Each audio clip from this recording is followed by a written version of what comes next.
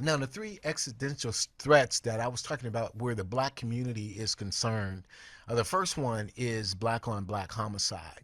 And I just want you to know right off the bat for research that was done, I used a lot of GPT and some Google, some AI, and some other resources, but mostly here from Chat GPT with these three threats that are against the black community. Um, the central ballpark is we've lost 215,000 lives due to black on black homicides.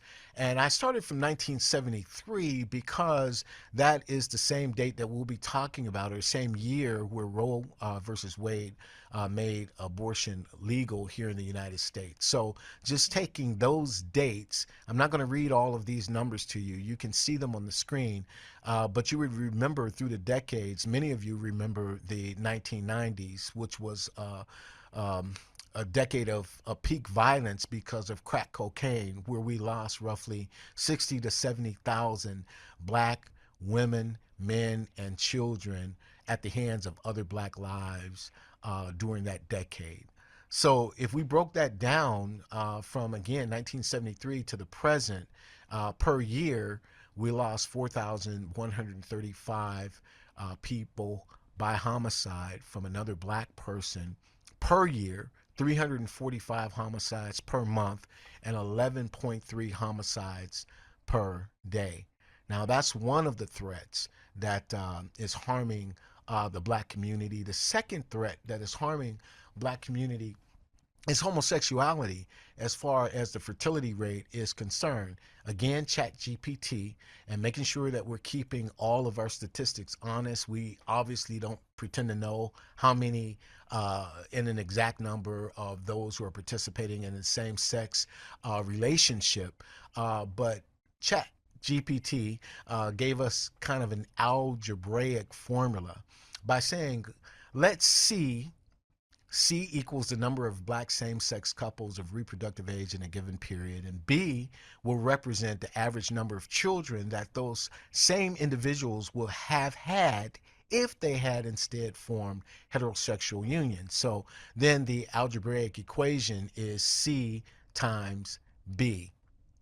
Taking a very conservative number, if those couples were in a heterosexual marriage, then ChatGPT gave them one child per couple. So C times B would equal 100,000 children times one, or 100,000 births which have not occurred.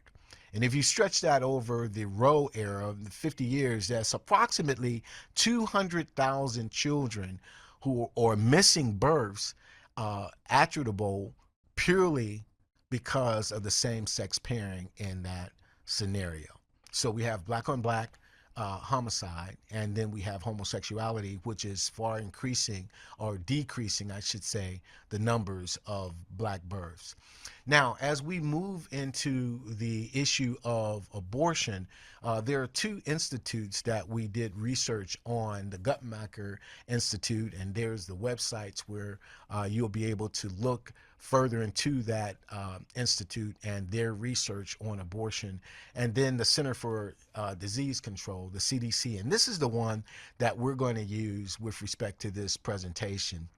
Now, what's odd is that you cannot find any report later than 2022.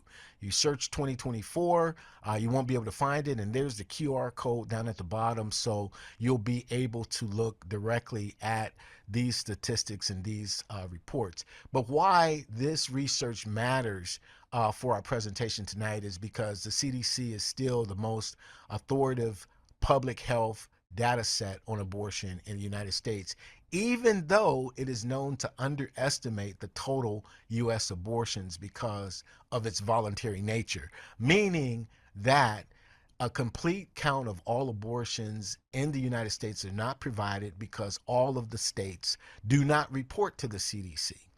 So what you see, and we're going to use this estimate of 22 million black abortions since 1973, the CDC will say this is not an accurate statistic.